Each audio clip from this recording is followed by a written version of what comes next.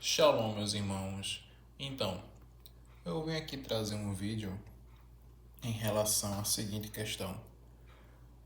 Eu falo para vocês que para entender a maneira correta de interpretar a Bíblia, para entender as Escrituras, o que elas querem trazer de fato, o que os seus autores queriam trazer para as pessoas, para os leitores, precisamos entender e estudar a hermenêutica e exegese hebraica, a forma como os hebreus, os apóstolos, a igreja primitiva entendiam as escrituras.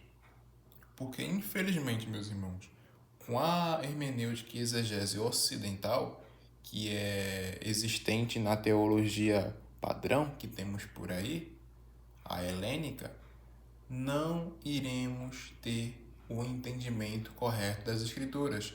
Iremos ter apenas fragmentos da verdade. A interpretação que mais se aproxima da pureza, do real entendimento que as Escrituras queriam passar desde a Torá até a Brit Hadashah, é justamente o método hermenêutico e exegético hebraico, que se chama método Pardês. O método Pardês é uma técnica de exegese ou hermenêutica, interpretação. Vou falar hebraica, porque judaica entra muito no ramo da religiosidade dos judeus, né? Para analisar e compreender os textos sagrados, como a Torá, ou seja, o Pentateuco. A palavra Pardês é um acrônimo em hebraico, onde cada letra representa um nível de interpretação: Peshá, Remes, Drash e Sod. Em hebraico, Pardês significa pomar ou jardim, evocando uma ideia de se aprofundar nas camadas de um texto para descobrir os seus frutos ou os seus segredos, as suas revelações, os seus entendimentos mais profundos. E é aí que justamente que Jesus falava em parábolas, porque não era para todos entenderem, mas sim para uma classe específica. A vós é dado a conhecer os mistérios do reino, mas a eles não lhes é dado.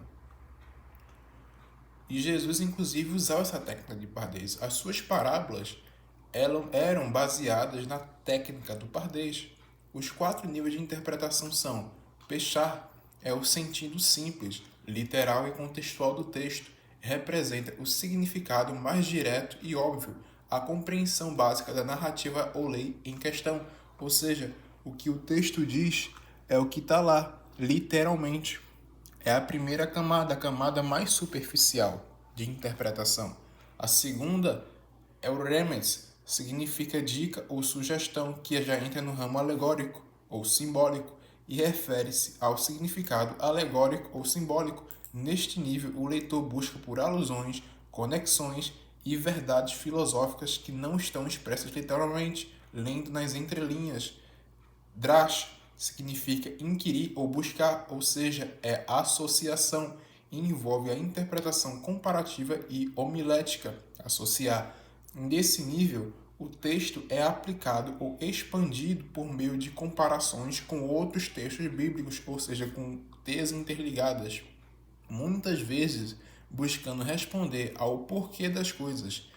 É a origem do termo Midrash, que são os comentários e interpretações rabínicas, e a camada interpretativa mais profunda é o Sod, que significa segredo, secreto ou místico, representa um nível de interpretação esotérica cabalística.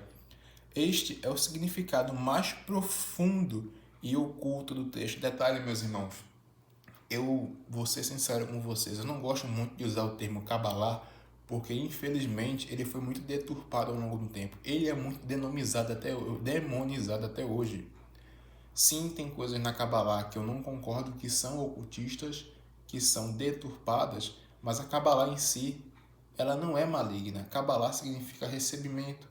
E muitas coisas dentro da Kabbalah apontam para o próprio Messias. Entendeu?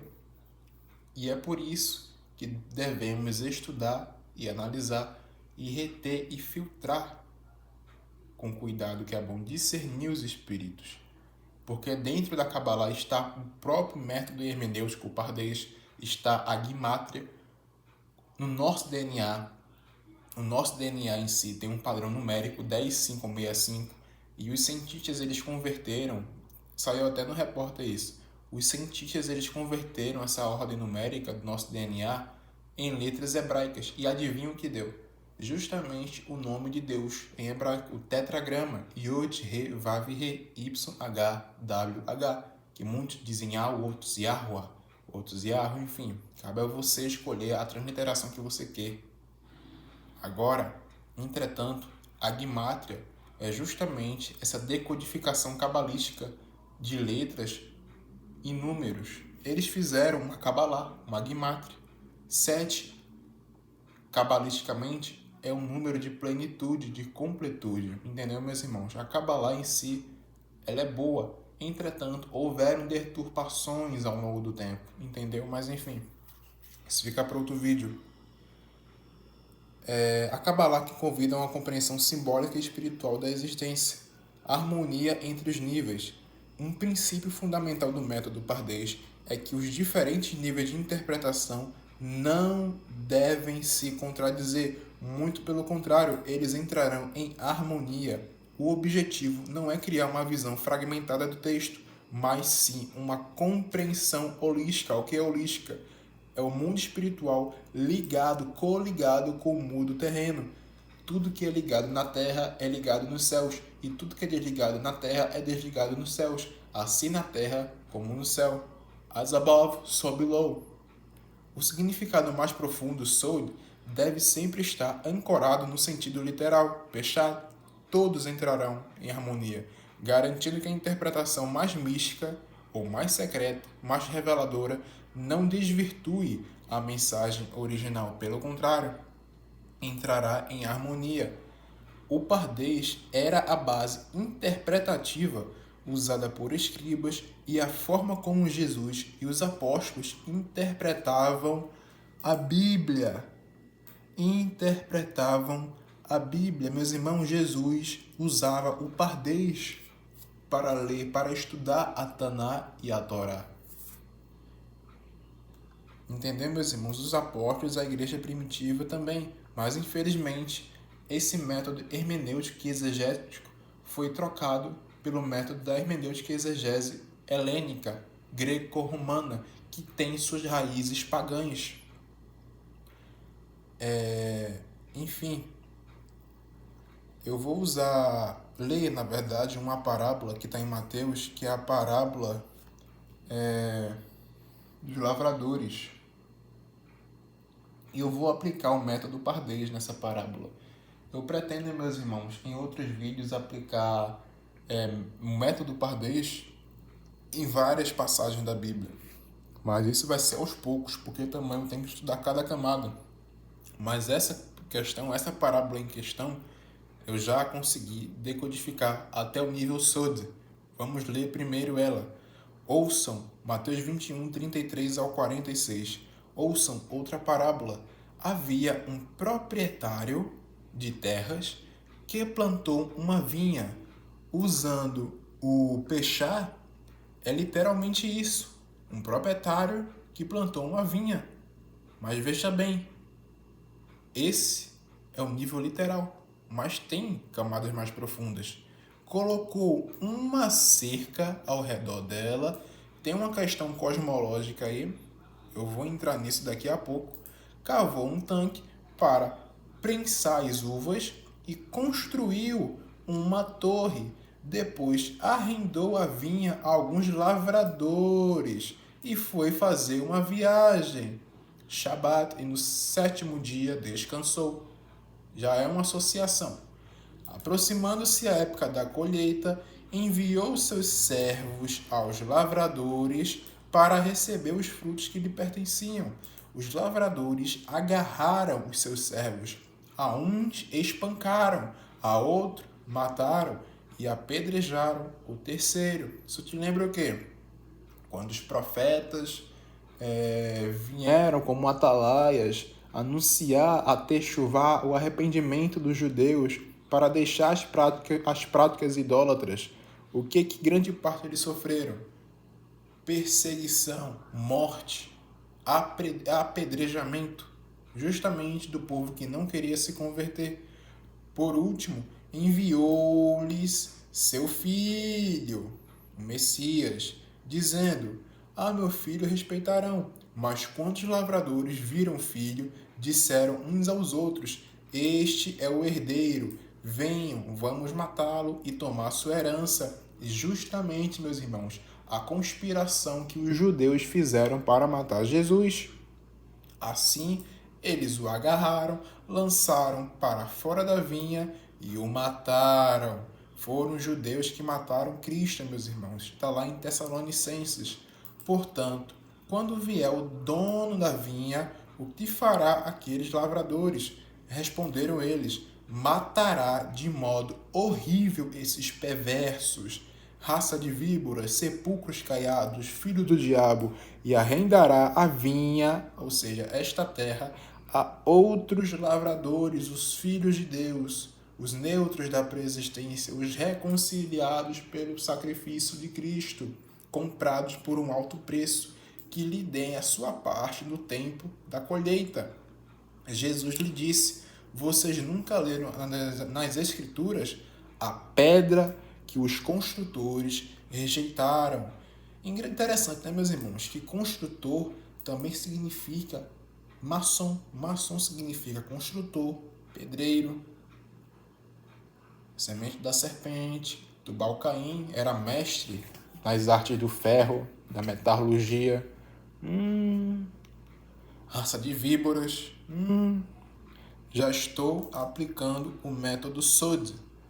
Pedra, pilar que os construtores, que os maçons, que a semente da serpente rejeitou, tornou-se pedra angular.